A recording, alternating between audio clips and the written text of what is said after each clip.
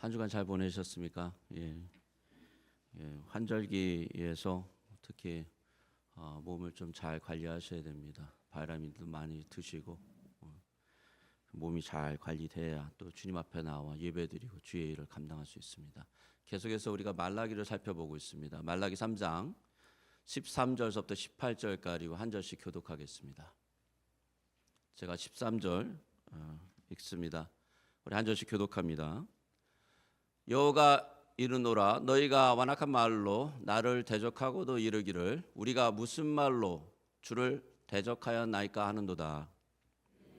너희가 말하기를 하나님을 섬기는 것이 헛되니 만군의 여호와 앞에서 그 명령을 지키며 슬프게 행하는 것이 무엇이 유익하리요.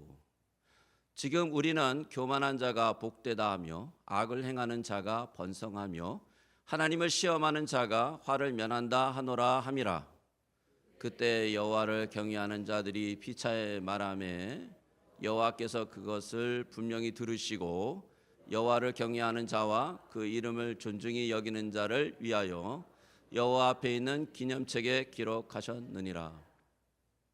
만군의 여호와가 이르노라, 나는 내가 정한 날에 그들을 나의 특별한 소유로 삼을 것이요 또 사람이 자기를 섬기는 아들을 아낀 같이 내가 그들을 아끼리니 그때에 너희가 돌아와서 의인과 악인을 분별하고 하나님을 섬기는 자와 섬기지 아니하는 자를 분별하리라. 아멘. 잠시 기도하겠습니다. 하나님 아버지, 말라기서 3장 13절에서 18절 말씀을 가지고 예배의 회복, 말과 언어의 회복이라는 제목으로 주님 앞에 나왔사오니 이 말씀을 통하여 오늘 우리에게 주시고자 하는 주의 말씀의 뜻을 잘 보여주시고 설명하시며 이해시켜 주시길 간절히 소원합니다.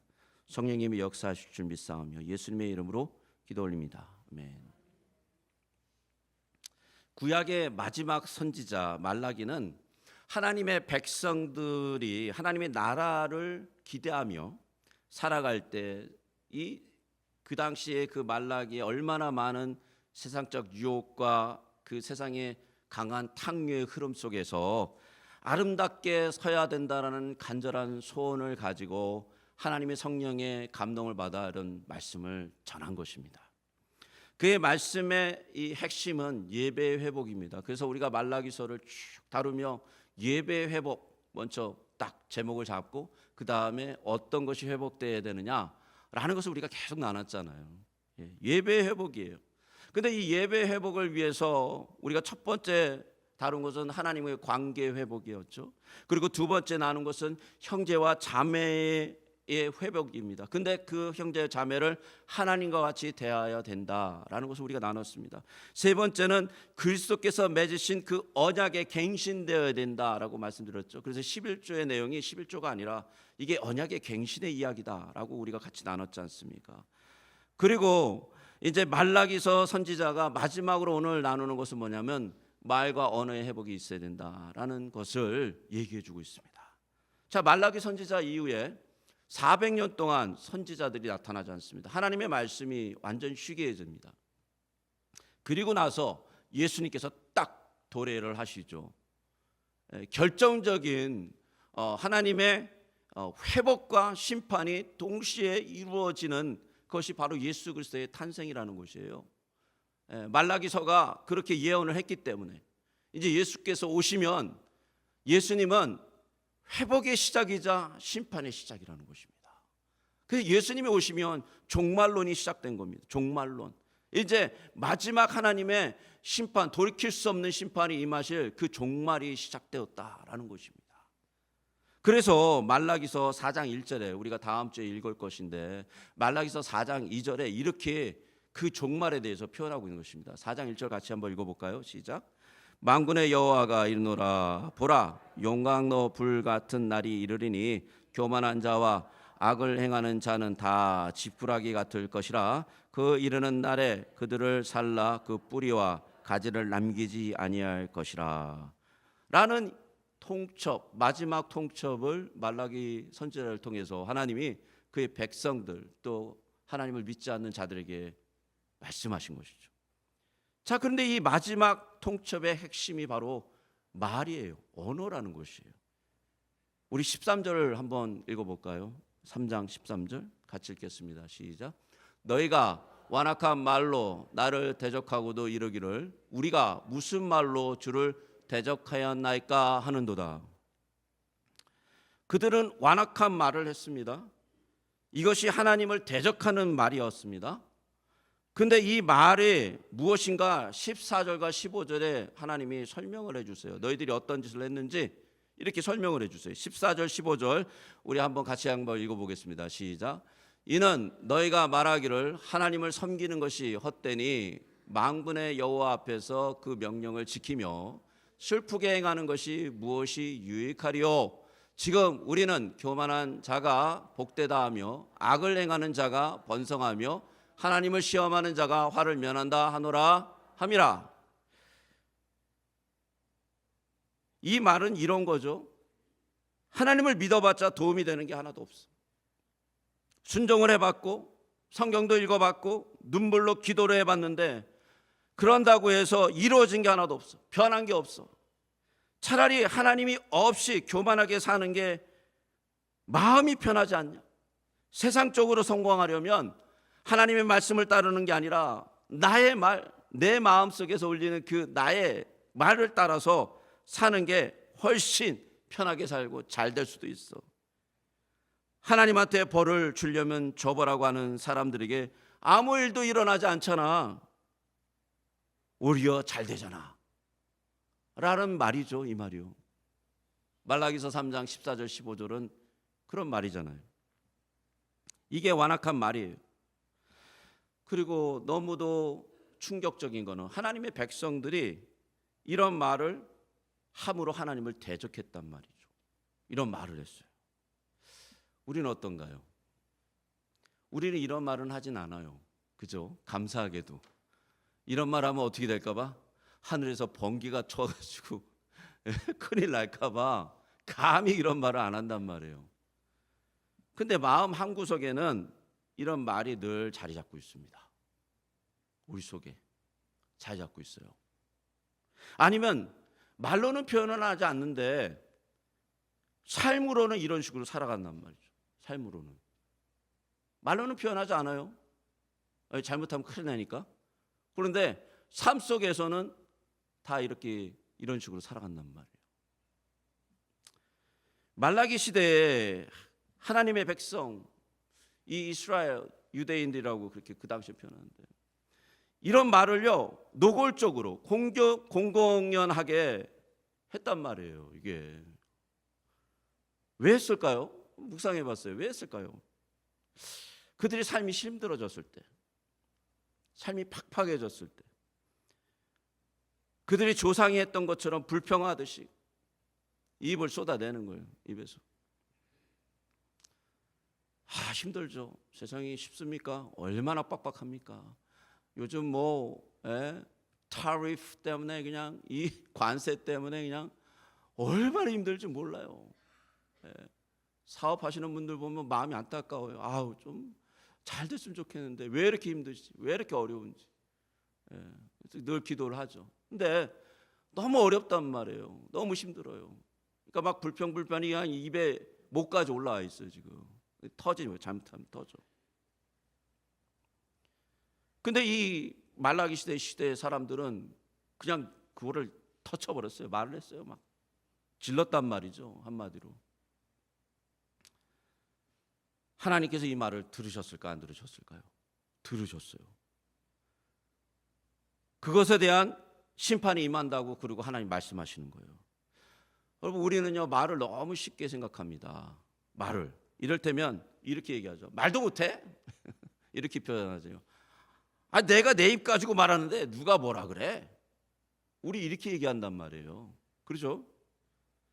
특히 흥분되거나 화가 나거나 심령이 흔들리거나 상황이 아주 급격하게 이렇게 몰려갔을 때는 막말이 나온단 말이에요. 막말이 나와요. 그런데 이 말은요 주님께서 이렇게 표현하십니다. 마태복음 12장 35절 36절을 같이 한번 읽어볼까요? 시작. 선한 사람은 그 쌓은 선에서 선한 것을 내고 악한 사람은 그 쌓은 악에서 악을 내는 것을 내느니라. 내가 너희에게 이르노니 사람이 무슨 무익한 말을 하든지 심판날에 이에 대하여 심문을 받으리니. 예수님의 말씀을 들어보면 여기서 나오는 것이 뭐예요? 말이 아니에요. 이게 내 안에 쌓여 있는 내 자아의 정체성을 나타내는 어떤 그런 거란 거예요. 우리가 잘 알듯이요, 이스라엘 백성들이, 우리가 아주 잘 아는 이야기죠. 모세가 출애굽을 해서 시내산에 가서 하나님을 경배하고 나서 이제 가나안 땅을 들어가는데, 가나안 땅에 들어가기 전에 가데스 바네아라는 곳에서 캠핑을 하면서 12명의 정탐꾼을 가나안 땅에 보냅니다. 12명의 정탐꾼은 다 이 부족의 리더들이에요. 최고 리더들을 보냈죠. 40일을 가나안 땅을 쫙 정탐하고 옵니다. 가나안 땅을 이 끝에서 끝까지 다 정탐했어요. 그거 모르셨죠? 다 정탐했어요. 가나안 땅 완전히, thorough이라고 그러죠. 완전히 다 정탐했어요. 그리고 거기서 뭘 봤냐면 젖과 꿀이 흐르는 땅을 봤습니다. 젖과 꿀, 정말 막 축복의 땅이에요. 포도송이를 두 사람이 메고 올 정도로 한 이 클러스터가 얼마나 무거운지, 혼자 우리 포도송이 이렇게 하나 그냥 달랑 들잖아요. 근데 거기는 젖과 꿀이 흘러가지고 이 포도가 얼마나 많이 열린, 두 사람이 장대에 꿰가지고 메고 올 정도로 젖과 꿀이 흘렀어요. 그런데 그들이 그것만 본 게 아니라 장대한 자를 봤죠. 네피림의 후손, 그곳에 살고 있었습니다. 그리고 그들과의 전쟁을 하면 자신들이 보니까 키 하나 더 차이 나고 근육질과 이 골격 차이가 너무 난단 말이에요. 붙으면 어떻게 됩니까? 메뚜기처럼 쳐 맞을 수 있단 말이에요. 그래서 자신들을 메뚜기라고 표현하잖아요. 그 상대로 절대로 이길 수 없습니다. 패배할 수 없고, 패배할 수밖에 없고, 망할 수밖에 없다라는 걸 눈으로 보고 온 거예요. 눈으로. 그리고 그들이 종이 될 것이라는 미래적 해석도 막 생각이 든 거죠. 보면서. 여러분, 그들이 본 게 잘못 본 걸까요? 저는 그 부분을 이렇게 묵상하면서 제대로 봤다, 현실적으로 봤구나, 아주 현실을 실제적으로 봤구나. 실제로 네피림과 그들이 갖고 있는 그 철병거와 높은 산성과 붙으면 이 이스라엘 백성들은 400년 동안 노예로 살았잖아요. 무슨 군사훈련이 있습니까? 뭐가 있습니까? 무슨 무기가 있습니까? 뭐가 있습니까? 아무것도 없죠. 돌 던져야 되는데. 오합지졸이죠. 한마디로 붙으면 그냥 깨지는 거예요. 제대로 봤단 말이에요. 이들이 잘못 본 게 아니란 말이죠. 정확하게 본 거죠, 현실을. 근데 하나님께서 그들을 보내시기 전에 이스라엘 백성들이 가나안 땅을 점령할 것에 대해서 하나님이 말씀하신 게 있어요. 출애굽기 23장 20절에서 23절 말씀이, 우리 한 절씩 교독해 보겠습니다. 한 절씩 교독합니다. 내가 사자를 내 앞에 보내어 길에서 너를 보호하여 너를 내가 예비한 곳에 이르게 하리니 너희는 삼가 그의 목소리를 청종하고 그를 노엽게 하지 말라. 그가 너희의 허물을 용서하지 아니할 것은 내 이름이 그에게 있었음이니라. 내가 그의 목소리를 잘 청종하고 내 모든 말대로 행하면 내가 내 원수에게 원수가 되고 내 대적에게 대적이 될지라. 내 사자가 내 앞서 가서 너를 아모리 사람과 헷 사람과 브리스 사람과 가나안 사람 히윗 사람과 여부스 사람에게로 인도하고 나는 그들을 끊으리라. 분명한 하나님의 약속이 있었고 말씀이 있었단 말이죠. 그러나 이스라엘 백성들은 하나님의 말씀을 듣지 않았습니다. 이 말씀을 약속해 주시고 말씀하셨는데 이 말씀을 듣지 않고 누구의 말을 들어요? 10명의 정탐꾼의 말을 더 신뢰합니다. 하나님 말씀보다. 왜일까요? 그들은 실제적으로 가나안 땅의 풍성함과 아름다움을 경험했고 장대같이 큰 네피림을 경험했고 그리고 두려워했어요. 아주 현실적이라는 거죠. 모든 것이 이성적으로 판단되었어요. 우리는 얼마나 많은 시간 여러분 현실에 의해서 노예화가 됐습니까? 저는 이 말씀을 준비하면서 우리는 현실에 노예화가 되어 있다. 노예. 현실이 보여주는 것에 그냥 당하는 거예요. 그냥 말씀 아니야, 현실을 부닥쳐봐, 이렇게 얘기해요. 노예가 된 거죠. 노예. 이스라엘 백성들의 출애굽하기 전에 노예가 된 것처럼 바로에 의해서 완전 노예됐잖아요. 악이 죽이라면 죽이고 노예가 됐으니까 노예로 살아가는 거예요. 노예. 현실이 이러니까 할 수 없다 라고 얘기해요. 현 시대 미국 안에 있는 교회들은 끝났어 라는 얘기들을, 얼마나 많은 이 블레스피미한 얘기들을 목사, 장로, 권사, 집사들이 수도 없이 얘기한단 말이에요. 저는 너무 많이 들어가지고 그런 얘기할 때마다 열을 받아요. 열.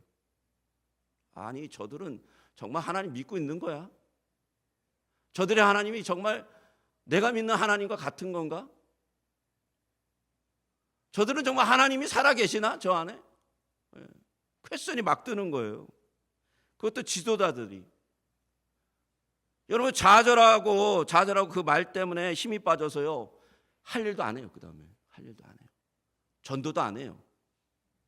전도 물 건너 왔어. 왜 해? 우리가 왜 해야 돼 그걸? 그냥 손 놔버립니다. 손 놔버려. 예수님이 뭐라고 그러셨어요? 가서 생명 살리는 일을 하라 그랬잖아요. 근데 손 놔버리는 거예요. 왜? 노예가 됐으니까. 세상의 현실에 너무 그냥 노예가 돼가지고요. 이후에 어떻게 됐습니까? 바로 그날 이 열맹회에서 200만의 사람들이요 물들어 버렸어요. 그래가지고 슬피 울어요.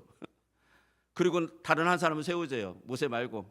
모세는 그냥 하나님과 찰떡이니까 하나님과 같이 살 인간이니까 저희가는 그냥 돌로 치든지 어떻게 하든지 하고, 우리 다른 사람 세워가지고 이집트로 돌아가죠. 이집트. 자기 아들 죽이는 그 장소.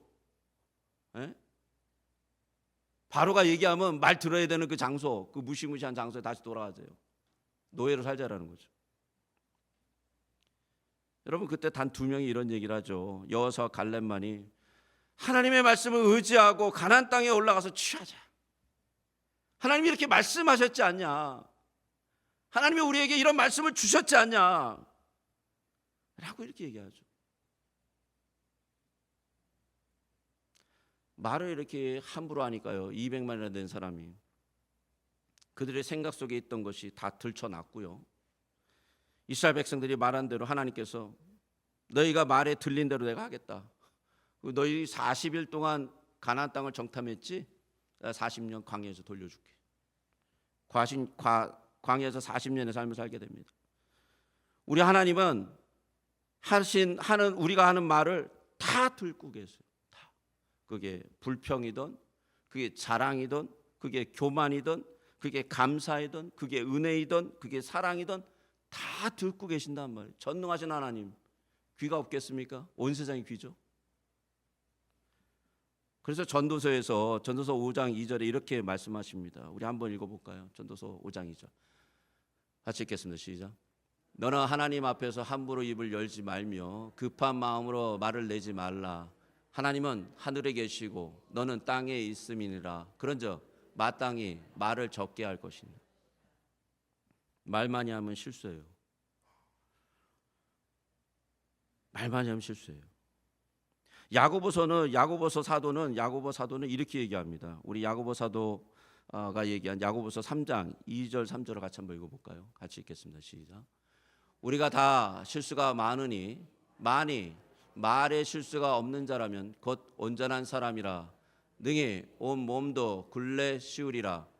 우리가 말들의 입을 제가 물리는 것은 우리에게 순종하게 하려고 그 온몸을 제하는 것이라.